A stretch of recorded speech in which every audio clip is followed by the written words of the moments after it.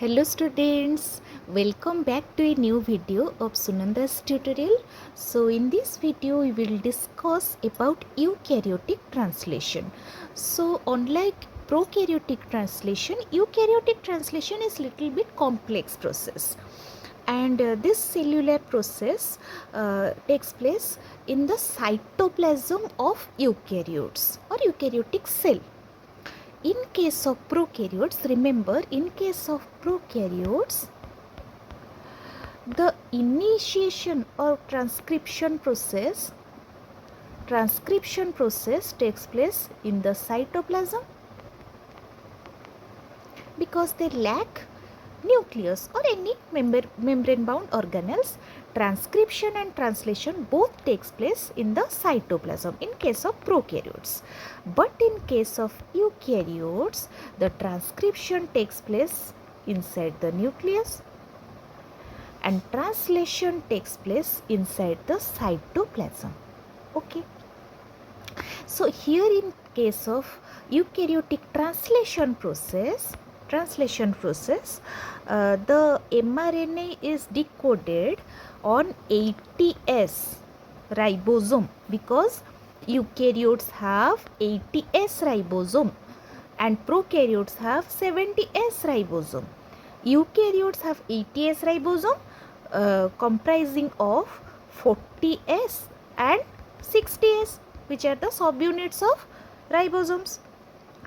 So here in case of eukaryotic translation, the mRNA is decoded on 80S ribosome to synthesize polypeptide chain or proteins.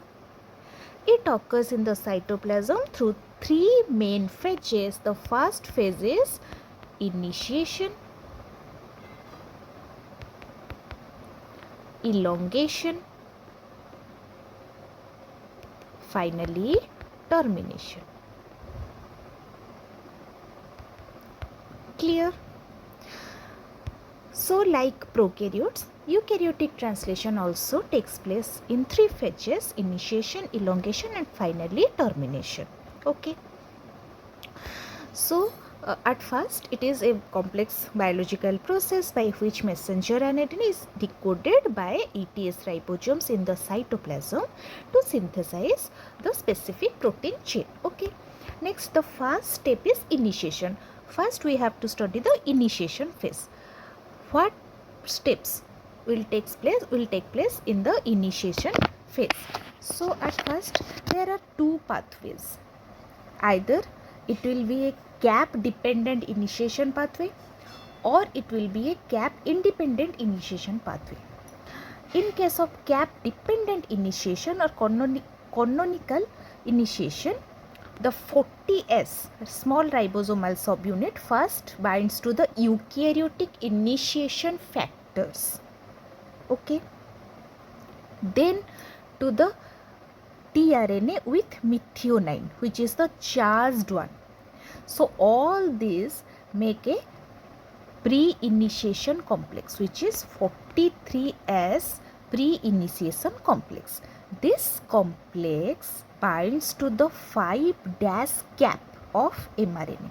That 5' cap actually manufactured during the post-transcriptional modification. Okay, which is the 5' methyl guanosine cap of mRNA. Okay, and scans the downstream from 5' to 3' direction to trap the AUG codon or the methionine codon, AUG codon, to encounter the AUG codon, to embed the AUG codon to start the process. So at first the complex is formed along with the tRNA, charged tRNA with methionine and initiation factors. Then that complex binds with the cap of mRNA, 5' cap of mRNA, and that complex scans the whole mRNA to find out the AUG codon to start the process. Okay. Then cap independent initiation, which is the alternate pathway. The complex which is formed earlier attaches to an internal region called internal ribosome entry site or IRES without requiring a 5' gap or extensive scanning, a mechanism frequently utilized during cellular stress or viral infection. So this process do not require any scanning process or 5' gap. So these are two alternate pathways, gap dependent and gap independent for initiation phase. Next, the 60S large subunit joins to form functional 80S ribosome. Okay. After the recognition of AUG complex, 60S ribosome joins to form 80S complete ribosome and the initiation factors finally dissociate. Okay. Then all this assembled with initiator tRNA positioned directly in the P site or peptidyl site of the ribosome to start the process. After that, elongation process starts, which is the second phase of translation. Here, the amino acyl tRNAs enter the ribosomal A site guided by elongation factors. Now, the whole process recruits some elongation factors. Okay.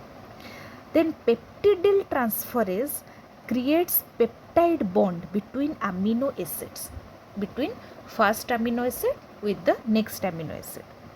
The ribosome translocates along the mRNA by one codon, shifting tRNA from A site to P site, then to enter E site.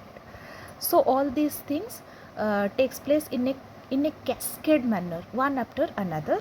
So at first, this phase features three discrete structural sites within the ribosome: A site, P site and E site, and is assisted by elongation factors. Then decoding, a charged tRNA matching the next mRNA codon enters the A site. A ribosomal RNA catalyzes peptide bond between amino acid of A site and the growing P site. Then translocation supported by GTP hydrolysis and via elongation factor 2, the ribosome shifts forward by exactly 3 nucleotides and the empty tRNA moves to E site and finally exits. tRNA bearing the polypeptide chain advances to P site and A site clears to receive the next tRNA. So in this way the whole process is going on. Finally, the last phase, which is the termination. This translation finally halts when ribosome's A site encounters one of the three termination codon, either UAA or UAG or UGA, because no tRNAs match this sequence. This binding triggers chemical reaction that clips the complete protein chain from final tRNA, letting the newborn protein to detach and undergo folding or any post-translational modifications. So with this, the whole process of eukaryotic translation finally completed. Now it is the time for ribosome recycling. So following protein release, the leftover complex consisting of mRNA, vacant tRNA, 80S ribosome should be dismantled. 40S and 60S subunits split apart into independent components. This effectively resets the translation machinery, freeing off the individual subunits so that they can assemble on brand new mRNA molecule to initiate a fresh round of translation process.